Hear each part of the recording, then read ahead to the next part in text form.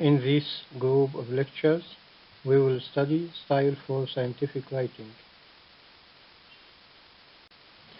This lecture will present the elements of scientific style, ranging from article types, the specifics of punctuation, and observations through to the flow of ideas in the document. It also deals with the presentation of data, common grammatical errors, and citation of publications. Article types. All articles are assigned a type depending on the contents of the article. It is useful for the readers to know what type of article they expect, ranging from research, review, commentary, and etc. Also, for indexing services, it is better to know what type of article this. The first type of articles is called article, and it reports original research results. They report a complete piece of research, typically include introduction, which talk about background and motivation, then methods, experimental results and discussions, conclusions and references. The second type of articles is the review paper. This should be comprehensive and objective and not for example, and it only reports research results from a single research group or country. Criteria for which articles are reviewed are defined before carrying out the literature research. Communication. This type of articles is similar to an article but less in contents. It reports an initial but significant results. It contains a complete research project and follow the emerald structure. Number 4, commentary. It is a briefer than review paper. It is usually an invited paper that gives an opinion of an expert on a specific topic.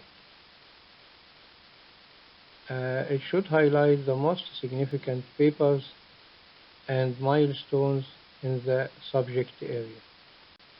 Number 5, short note. Short notes are essentially like essays. They are brief from 300 to 500 words. They are either descriptive or analytic writing on any given topic. They contain some experimental data. The aim of the short note is to save potentially useful scientific information from being lost. Number 6, case report. Case study is analysis of a project, campaign, or company that identifies a solution, recommended solutions, implementation actions, or identification of those factors that contribute to failure or success of a project. They are common in medical journals. Number 7, proceedings, extended abstract, meeting reports. These types contain a peer-reviewed research output from proceedings report is an extended version of the work presented in a conference.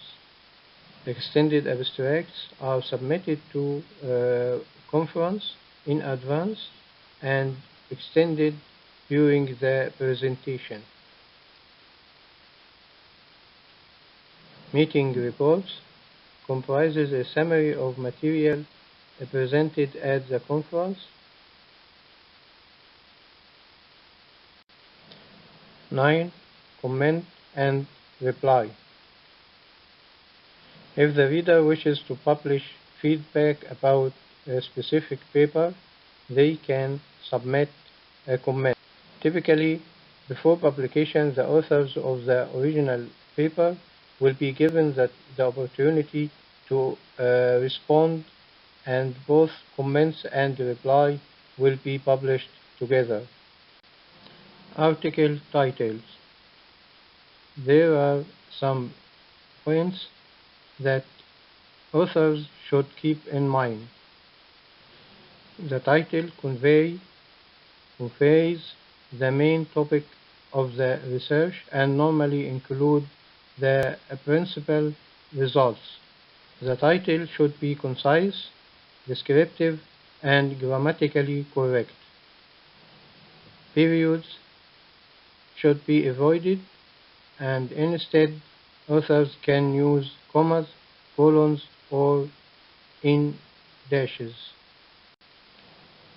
In the article title, avoid abbreviations and jargon that those outside of your field may not understand. Creative and original titles can be used, but make sure they do not affect the clarity in an effort to be eye-catching. Author names and affiliations. Author names and affiliations are displayed at the beginning of the paper.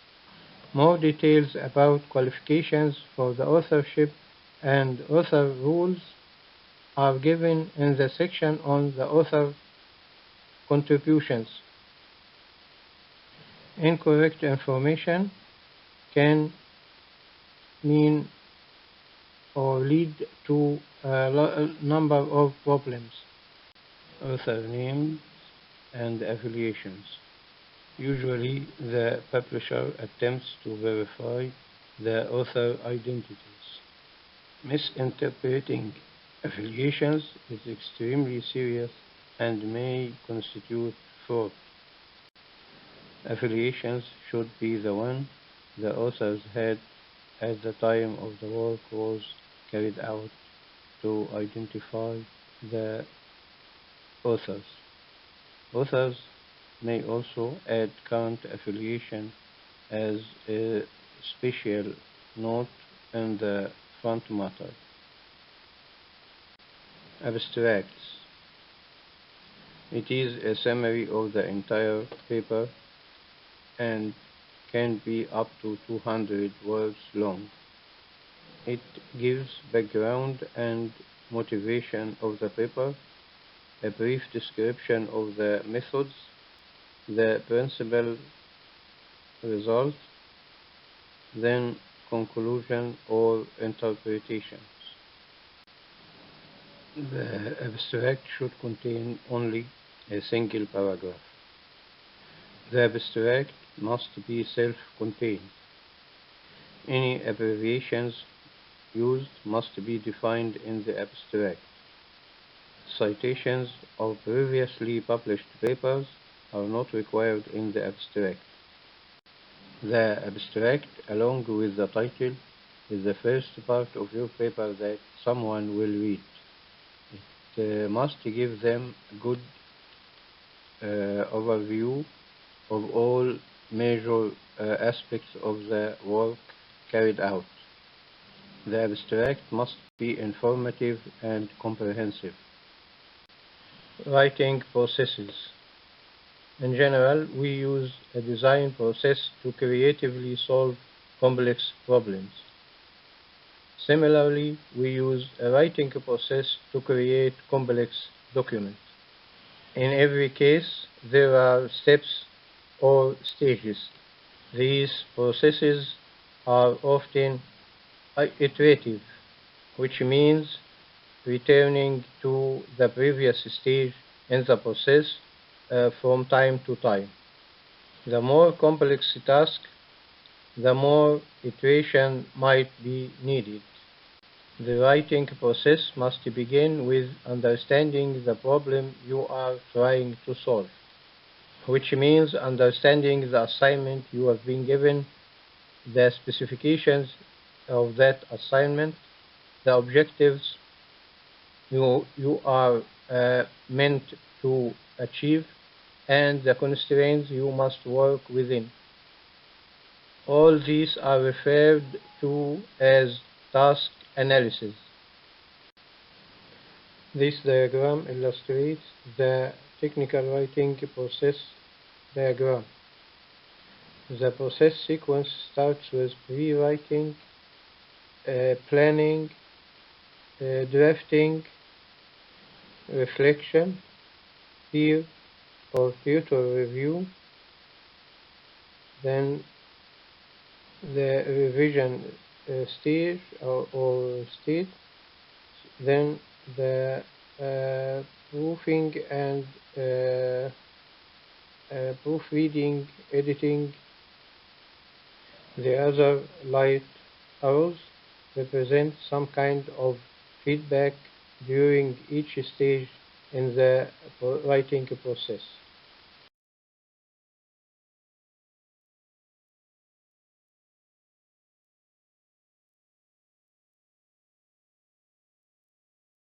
(40, 20, 40) writing process. This process suggests that you should break up the amount of time you spend on writing task into 3 distinct stages. These stages are planning, drafting, revising. The first stage is planning, where you spend 40% of your time planning your document, making task analysis, thinking, discussing, free writing, researching, brainstorming, concept mapping, focus and ideas outlining. Second stage is drafting, where you spend 20% of your time writing a rough draft of the assignment.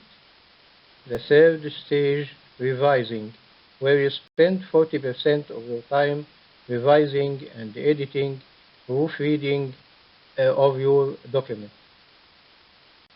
These percentages are helpful guides, as they emphasize the need to a lot of significant time for revision, but don't always work for all people in all situations. It also does not clearly account for the need to iterate. Consider writing an assignment. To avoid putting it off until the last minute and possibly doing a poor job, try planning writing process for the task and build in milestones. Anticipate how long various subtasks and stages might take. Make sure to include time for task and audience analysis. To fully understand what's involved before you start, consider reviewing the following. First, what is the purpose of the document? What are the specific requirements? Who will read it and why? The second, you must know how much planning is needed. What will this entail? Will you need to do research? Do you need to come up with a topic or focus, or has one been assigned to you? Third, you must know how complicated will the document be, what it have, will it have several sections, graphics, how much revision will be needed to perfect your document. Will you have time for peer or tutor review? The elements of scientific writing style: punctuation, hyphenation, italics and bold, fonts and symbols, abbreviations and acronyms, headings, paragraph styles and lists, number and statistics, tables, figures, use of words, grammar, flow of ideas, style for cited publications, references. Punctuation, such as comma, semicolon, and colons. Insert comma whenever there would be a slight pause. Insert a semicolon between two parts of a sentence. Use a colon to introduce an explanation. Avoid excessive use of parentheses. Use them only when using commas could be confusing. Never use parentheses within parentheses. Use brackets for material inserted into a quotation. Use dashes to hyphen with no spaces. Use double quotation mark for speech and verbatim quotations. Use single quotation mark for quotes within quotes. Put comma, semicolon, colon, and periods outside closing quotation marks, such as the examples given. You may use and/or instead of or, and this is acceptable. Forward slash can be used instead of or in sentences that are already replete with ands, and/or, ors. Use title case in the following situations: the title and subheadings of your article, the title of journals, the title of books, proper nouns including trade names. Use the title case for nouns followed by numbers, for names of institutional departments, for references to sections of the article.